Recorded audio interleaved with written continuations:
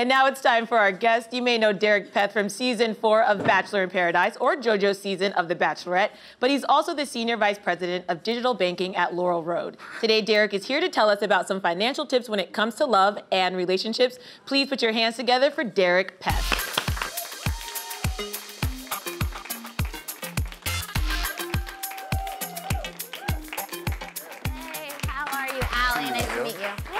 Nice to meet you. Hey, Derek, how you doing? Good to meet you. Great. So the first question is very important. Are you single or what's happening? What's going on? I like to be dark and mysterious. Okay. No, I am single. Okay.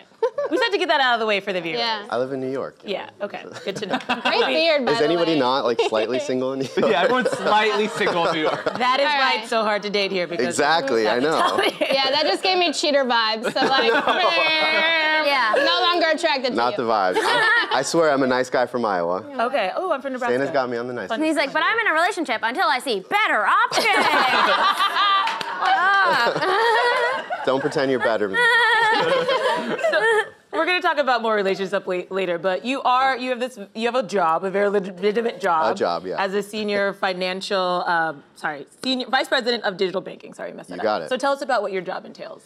So my job is a little bit of everything, which makes it really hard to describe. But this thing called product management was developed, about 5-10 years ago in tech companies. And really it's about connecting like the end user experience with all of the back end engineers who aren't that great at contacting the front end experience. So what we do there, though, we're very focused on student loan refinancing. So on average, we save people $20,000 throughout the life of their loans, which is intense, right? Like how many of us millennials have crazy student loan debt? So when I was like looking for the next thing after The Bachelor, obviously, right? Like I'm somebody who's always had like a normal job. I didn't want to stay in that like swipe up and use my code, Derek 20. And this was really cool because this is the #1 issue in our generation. Totally. Yeah, what I do like about you, I think not a lot of people go from The Bachelorette to like, let's go save student debt. Yeah. So I admire that a lot. You could have gone straight on that fit tea path. Yeah. Right. Yeah. Or the sunglasses. Or the sunglasses. Fit tea for your finance. Yeah, exactly. Wow. So is finance something you were really passionate about before, though, and now you're just kind of doing a new thing after? You got it. Yeah, I've always worked with like business clients, and I've been in the finance world for the last, 10 years since I graduated. Cool. Yeah. Nice. So what are some tips for people who are in a relationship who have financial baggage? I don't. I paid off my student loans. Yeah, I'm a girl. responsible woman. Did you really? Yeah, I all did by too. myself. High five. Yeah, we did it. Hey. We're just like, So we're super. We don't care about you because you're not one of our clients. No, I'm kidding. Oh my God. Good for you. Way to make You are everyone a else guest. feel Can you bad. behave? I'm trying to inspire. Shouldn't we inspire each other? You're right. You are. Okay. Everyone follow suit. Focus. That's how we fix our future. A bunch of catchphrases. Great. I love it. No, I think that when it comes to like, financial issues and differences, especially with millennials, you have like a big mix of some people who have like moved forward in their trajectory very quickly, or some others who are trying to figure out what they want to do, right, professionally. Yeah. And it's a very big divider, and I like to use the reference of like, remember the Friends episode where there's like the 2 or 3 who are like, we don't make as much money as you guys. Right. And then it actually like, they finally just say it after they've been thinking it for a really long time. And I think that's something in like personal relationships, whether it's friends or like if you're going on dates with somebody, you're dating somebody new. A lot of us try to just hold that back and we're like, oh, we shouldn't talk about numbers and finances. If it's gonna affect whether you can like be friends with somebody or be in a relationship with somebody, why not just be upfront with it and talk about it as soon as possible, honestly. How soon is too soon, though? Like first I don't date? think, I think first date, if you're like, hey, I wanna go here, listen, I believe in paying halves on a date. Like, I'm not expecting you to pay for something. That's not somewhere I want to go. I want to go here and let's grab a couple drinks. Like, it's important, Yeah, there is such a negative connotation around discussing money in relationships. Like, Totally. it's the root of so many problems because the way we're taught growing up is that you can't talk about money and you should be ashamed if you don't make enough money. Instead of just being honest, like, hey, I can't afford this. Can we work something out? Yeah, why not talk about it if you know that like 3-4 months from now it's going to become an issue? Absolutely. Like no different than any relationship issue, right?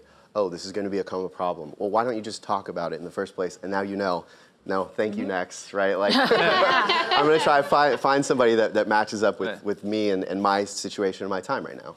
So how can couples, talk about planning for like big purchases together? So I think especially like this time of year, talking about holiday times and people start thinking about gifts. I'm a big believer in the 5 love languages. Oh, and I do that too. Yeah.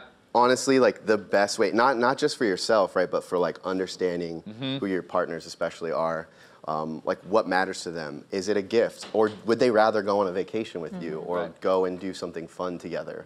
So to me, it's about like the first step of that is just like understanding who's going to receive your gift, or what like conversation you're having about like what do you want for Christmas this year. Yeah. That doesn't mean like, oh, I'm gonna get a $1,000 coat for you, right? Like that could be, hey, let's go to 2 concerts together this month, like something we haven't done, or maybe I'm gonna cook dinner for you because you want, somebody who actually like considers what you want. Right. It makes it more meaningful. What? Or like a noodle necklace from, Yeah. if that's all you can afford. That's all you can Crafts work. afford. I like Yeah. macaroni frames personally. Those, yeah. I saw a good Trump macaroni frame the other day, actually.